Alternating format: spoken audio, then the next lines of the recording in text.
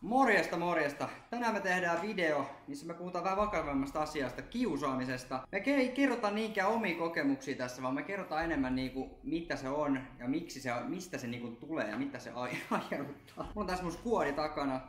Täällä on Markus, Elmo, Linda, Aida. tässä on mun skuadi ja tänään me tullaan niin tasan tarkkaan voittamaan Rannisto, eikö vaan? Joo. Helppoa ja kivaa. Rannisto, kato tää video. Mikä? Vlos. Millaisia ideoita näillä mun lapsilla on? Saattaa tulla paha mieli, mutta voiko tulla myös niin kuin kiusaajalle? Kyllä. Miksi? En tiedä, on hyvä vastaus. Mitäs siellä? No, koska se rupeaa katumaan sitä jälkeenpäin. Ja kun kiusaamista kun puhutaan, niin yleensä on niinku, siinä on itsetuhoisuutta. Mitä teille tulee mieleen itsetuhoisuudesta? No siitä voi johtaa kuolemaan. Se on aika vakava asia. Mitäs sun mielestä? No jotkut voi viileillä. Sekin on aika vakava asia. Mun mielestä itsetuhoisuus on sitä, että kun käppi pois siellä. Mitä siinä niinku, mistä se niinku syntyy? Miksi mä saatana sanoa?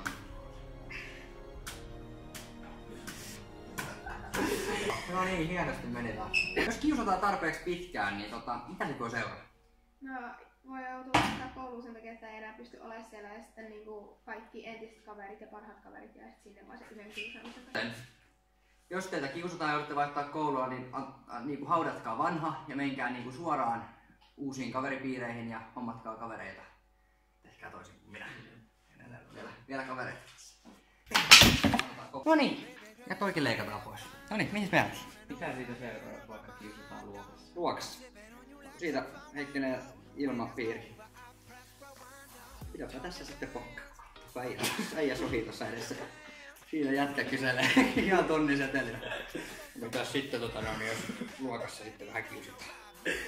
No, kyllä ilmapiiri pitäisi vähän heiketä sieltä. Siitä sitten vaan eteenpäin. Vähän vilpitöntä äijä heiluu mailaa kädessä siellä. Tässä ihan selkärullalla maataan tässä.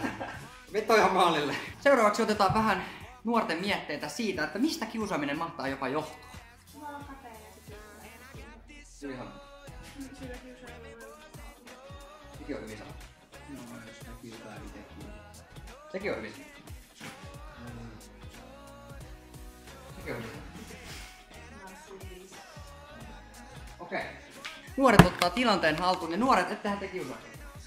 Ette kiusaa, tahtoitte sitä vastaan. Aivan loistava esimerkki, ottakaa muutkin esimerkkiä. Kiitos, tässä meidän squad ja tällä me voitettiin Roope aivan mennen.